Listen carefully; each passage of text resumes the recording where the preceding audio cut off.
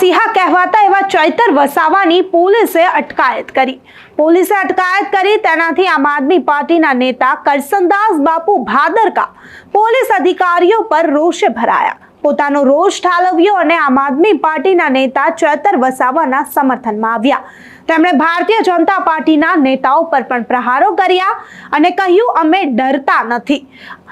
ભારતીય જનતા પાર્ટીના નેતાઓની મિલીભગતથી અટકાયત કરવામાં આવી છે તેવા ગંભીર આક્ષેપો પણ બાપુએ લગાવ્યા। બાપુને સાંભળીએ કે ચૈતર વસાવાની અટકાયત પર પોલીસ પર રોષે ભરાતા અને તંત્રને દોષ દેતા તેઓ શું કહી રહ્યા છે। ભગવાના નામે પૂરા ભારતને ભોળવનાર ભાજપ ભયંકર રીતે ભગવાનું, બંધારણનું, નીતિનું અને સત્કર્મનું અપમાન કરી રહી છે। ભાજપને શરમ આવવી જોઈએ। મારે વાત કરવી છે ચૈતરભાઈ વસાવા ધારાસભ્ય ડેડિયાપાડાની અટકાયતની। એ માણસે તમને નડે એવું કામ શું કર્યું? એ માણસના સત્કર્મોથી તમારા પેટમાં તેલ કેમ રેડાય છે? એક કંપનીમાં બ્લાસ્ટ થાય છે અને બ્લાસ્ટમાં જે લોકો મૃત્યુ પામે છે એના માટે ચૈતરભાઈ વસાવા લડત આપે છે, પરિણાત્મક લડત આપે છે અને મૃત થયેલા લોકોને 30-30 લાખનું વળતર કંપની દ્વારા અપાવવામાં આવે છે, મળી પણ ગયું છે।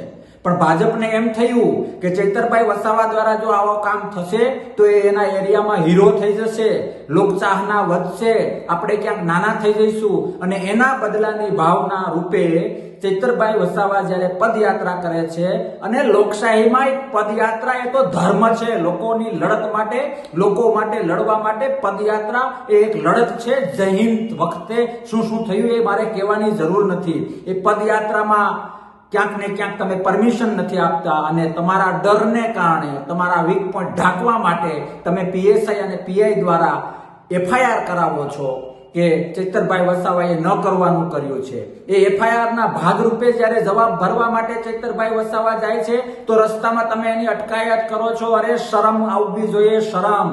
લોકહિત માટે, નીડી માટે કામ કરતો એ હાવજ જેવો ભાઈ ધારાસભ્ય ડેડિયાપાડાનો ચૈતર વસાવા એટલું ગ્રાઉન્ડ લેવલનું કામ કરે છે, ખાલી વાર્તાઓ નહીં, પરિણાત્મક કામ કરે છે, 30-30 લાખનું વળતર અપાવડાવે છે।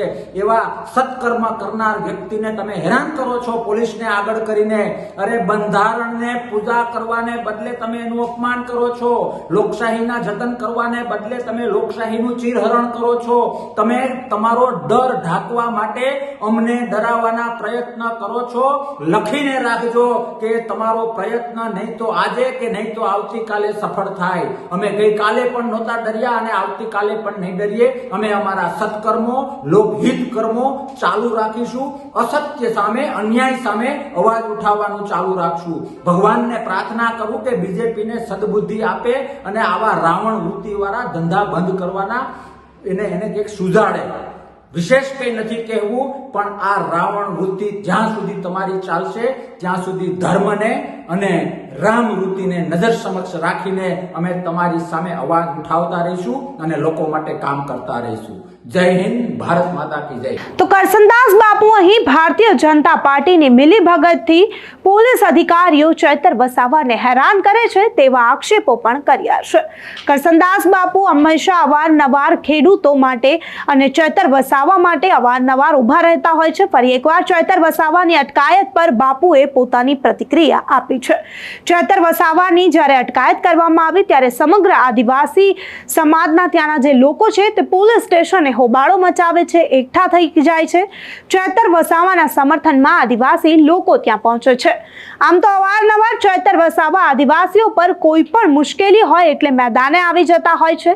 હવે ચૈતર વસાવાના સમર્થનમાં આદિવાસી લોકો પણ આવી ગયા છે। ત્યારે બાપુએ જે રીતે ભારતીય જનતા પાર્ટી અને પોલીસ અધિકારીઓની મિલીભગતનું વર્ણન કર્યું તેને લઈને તમારું શું માનવું છે? શું ખરેખર ભારતીય જનતા પાર્ટીના નેતાઓ અને પોલીસ અધિકારીઓની મિલીભગતથી ચૈતર વસાવાને હેરાન કરવામાં આવે છે? બાપુના નિવેદન વિશે અને બાપુના આક્ષેપો વિશે તમારું શું માનવું છે? અમને કમેન્ટ કરી ચોક્કસથી જણાવજો તથા અમારી ચેનલ નિર્ભય ન્યૂઝને લાઇક, શેર અને સબસ્ક્રાઇબ કરવાનું ભૂલશો નહીં। આભાર।